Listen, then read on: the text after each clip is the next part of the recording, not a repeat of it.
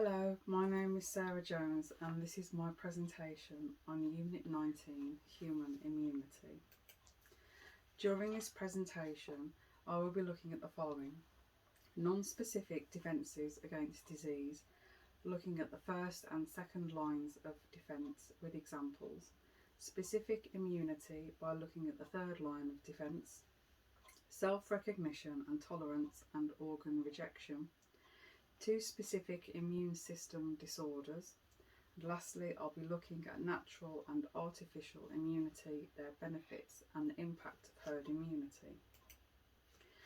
Viruses can only develop when they live within a host. Some viruses cause diseases like COVID-19. Once within the host, the virus releases its genetic materials and proteins. It then copies itself over and over again. Bacteria are single cell structures falling within three different shapes: spherical, rod-shaped, or spinal. Bacteria contain no nucleus, so they are prokaryotic. Fungi are usually eukaryotic cells and reproduce using spores. They can grow as yeast or mould. Spores can be inhaled, ingested, or through skin contact. Parasites also use other organisms as a host. They grow and reproduce and infect surrounding cells. Malaria is a huge risk in hot climates, which is carried by infected mosquitoes.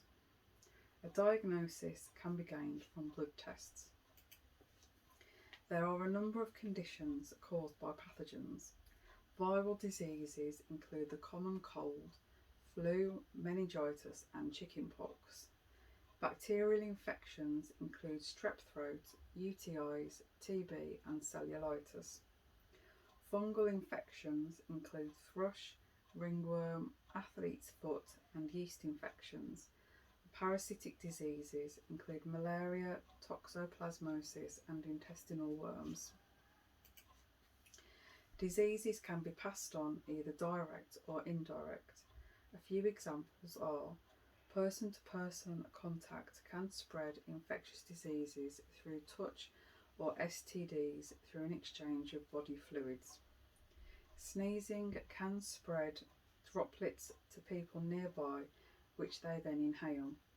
Everyday items like door handles or a stair rail could harbour infections from someone's previous touch. Undercooked or reheated food could contain E. coli, causing sickness.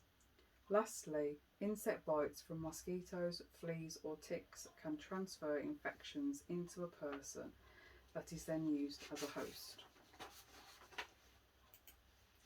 The skin is the largest human organ. The skin has many functions, including protecting against trauma. The skin contains chemicals and nutrients and acts as a barrier to anything harmful. The skin contains three layers: the epidermis, dermis, and the fat layer. Parts of the epidermis, called the stratum corneum, prevents bacteria, viruses, and foreign objects from entering the body. Internal hairs lie within the nose and protect against infection. Mucus is produced, which prevents pathogens from entering the lungs. Hydrochloric acid is part of the non-specific first line of defence. It's strong enough to eliminate ingested pathogens. Stomach acid is therefore a chemical barrier. Chemicals called lysosomes are found in teardrops that protect our eyes against diseases like conjunctivitis. Other defence systems also line the urinary tract and female genital tract. Any foreign body that tries to permeate the skin will induce an inflammatory response. The immune response then kicks in. Cells, tissue, and organs work together as the second line of defence. Leukocytes act to destroy these organisms. There are different leukocytes that work together. Neutrophils attack bacteria. They have a temporary lifespan but are replenished by the bone marrow. T helper cells give instructions to other cells. Each T helper cell only looks for specific pathogens. Many are needed as there's many pathogens that enter. Cytotoxins, killer T cells, damage pathogen cells, which breaks them down. Macrophages consume dead cells. B cells create antibodies which attach to the antigens until they're consumed by the macrophages. Some B cells then become memory cells. Lastly, suppressor cells return the site to a normal status. The inflammatory response is a localized reaction at the site of an injury or infection. Immune cells, called mast cells, react by releasing histamine.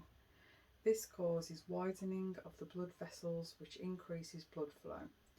This causes a gathering of phagocytes at the impact site. An antigen creates a particular response to produce a specific T cell or antibody. They are mostly protein-based. Only some lymphocytes or antibodies recognise every antigen, and only a few antigens are able to activate lymphocytes. Immunogens are molecules that can generate an immune response. The epitope is the active region of an immunogen that joins to the lymphocyte membrane receptors. Pathogens are what cause illness when they successfully enter the body. All pathogens require a host to survive. Viruses use host cells for replication, which are then released. Bacteria-based are known as pathogenic bacteria. Inflammation, like fever, can be a positive sign your body's immune system is doing its job properly. Fever can activate your white blood cells to fight infections. The third line of defence focuses on specific antigens, with lymphocytes being responsible. B lymphocytes are developed in the bone marrow and stimulate a division into either B plasma or B memory cells. B plasma cells have a long lifespan and produce specific antibodies. T lymphocytes also begin in the bone marrow but transfer to the thymus to mature. Cytotoxic T cells secrete perforin that kills infected cells. Helper T cells produce interleukin, which helps B cells and T cells to divide. They cause the action of macrophages and neutrophils. Suppressor T cells turn the activity off when the threat is gone. Memory T cells remember previous specific antigens, and natural killer cells destroy infected cells. When an antigen enters the body, macrophages surround it via phagocytis. Anything found as a non-self will develop marker protein on their surfaces called major histocompatibility complex and are destroyed. There are 5 types of immunoglobulins in the body. Each have a different role. Once an antigen detects what it is, will depend on which antibody attacks it.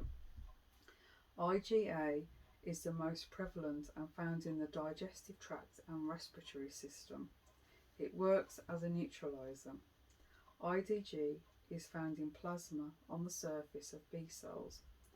IgE are produced if an allergy is detected. Histamine molecules create an inflammatory response.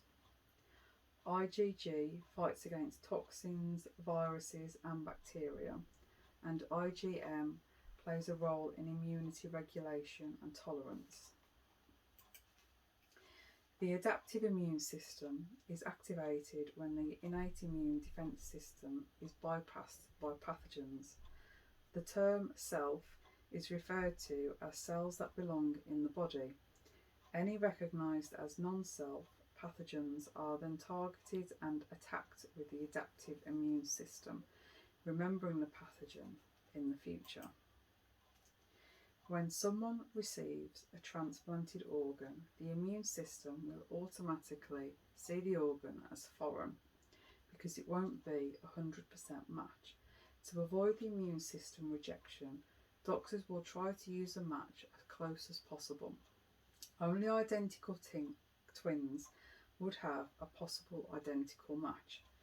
Medicines can be used to inhibit the recipient's immune system, attacking the transplanted organ. However, corneas are rarely rejected because they contain no direct blood flow. Celiac disease is when a reaction occurs to gluten. It can cause malabsorption. Gluten comprises of wheat, barley, and rye, which can be found in everyday products like pasta, cake, cereals, and bread. Changing to a gluten-free diet can allow you to enjoy many similar products. Symptoms of celiac disease can include an upset stomach, indigestion, tiredness, and weight loss. It's an autoimmune condition that causes the body to attack its own healthy tissues by mistake. The lining of the intestine becomes damaged. Problems like B12 deficiency can occur as a result.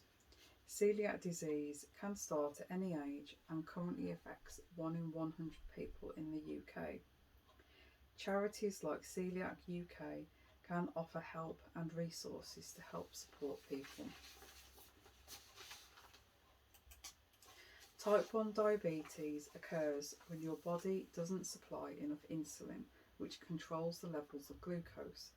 Insulin is then needed daily to keep control. Symptoms include increased thirst, passing urine more frequently, losing weight, and blurred vision. Diabetics must keep a check on blood glucose levels at regular intervals throughout the day. If blood sugars go below 3.5, diabetics might start sweating or trembling. Drinking fruit juice can bring levels back up. Regular checkups with a care team will include blood tests and annual checkups for eye screening and foot checks. Acquired immunity is developed over your lifespan. It can come from different sources like a vaccine, exposure to illness, or someone else's antibodies. Innate immunity is what you're born with and doesn't target specific germs, but acquired immunity gives you protection against all germs. Active immunity develops after an illness or illness has been overcome. T cells and B cells recognise these pathogens if they were to enter the body again and trigger the immune system to stop them. Passive immunity develops when antibodies are received from somewhere else. This is only temporary. Antibodies can be passed from mother to baby in the womb, through the placenta, or from breastfeeding, and immunoglobulin treatments can be given to a newborn baby whose mother has hepatitis B. Vaccines are injected into muscle. The antigen is the active ingredient which is then detected. The antigen could be a weakened version of the disease or parts of its genetic makeup. Live attenuated vaccines provide ongoing protection after 2 doses, but non-live require 3 doses. White blood cells are activated to produce antibodies. Immunological memory is a specialist way that your immune system works. When an antigen is detected that has previously been encountered, it will be recognised. It could be a few weeks, months, or years in between detection. The immune system will be able to fight against it a lot quicker to eradicate the problem. This can happen sometimes without you even realising you're infected. In recent years, vaccines have helped save the lives of people from COVID-19, and other diseases like measles have been vastly reduced. Vaccination can give immunity to an individual. For the most benefit, most of the population needs to be vaccinated. This can lead to herd immunity. Consequences of this might be a few people fall ill and the disease spreads easily because no one is protected. Mass infections can also arise if the majority of the population are unvaccinated but are in good health, with some others that are vaccinated and healthy, while some might be unvaccinated, ill and contagious. This could cause widespread infection. Another scenario could be that the majority of the population are vaccinated but a few aren't who fall ill. Thankfully, the majority will be protected who inadvertently give protection to other people too. Vaccination programs are undertaken to offer protection within the community. Vaccination programs go a long way in helping towards herd immunity, which raises the level of public health. They also help to protect those who are unable to receive a vaccination. In the UK, a vaccination programme is set in place for children during their first year, including vaccinations for meningitis C, diphtheria, measles and polio. Elderly people over 65 years old are offered a pneumonia injection, and anyone classed as vulnerable is offered an annual flu vaccine.